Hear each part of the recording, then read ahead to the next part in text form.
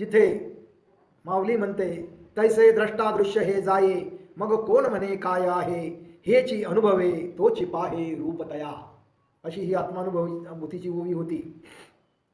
त्यानंतर हे जे काही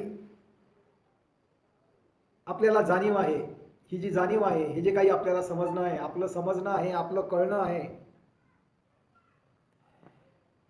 हे जे समजणं कळणं आहे यालाच जाणीव असं म्हटलं जातं. आणि याच्यासाठी दिठी हा शब्द आहे.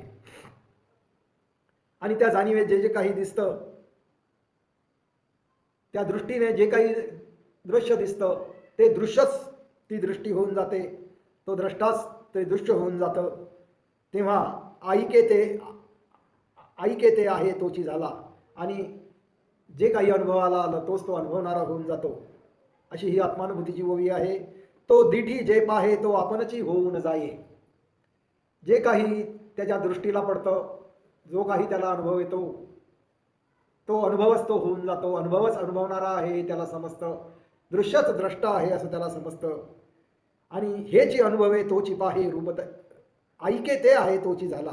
आणि असं जे काही ऐकण्याचा अनुभव आला आणि तो ऐकणारा असा जो भास झाला, तो ऐकणारा आणि ऐकणे हे एकच आहे हे त्याला समजते. जसं डोळ्याने पाहणे आणि जे पाहिले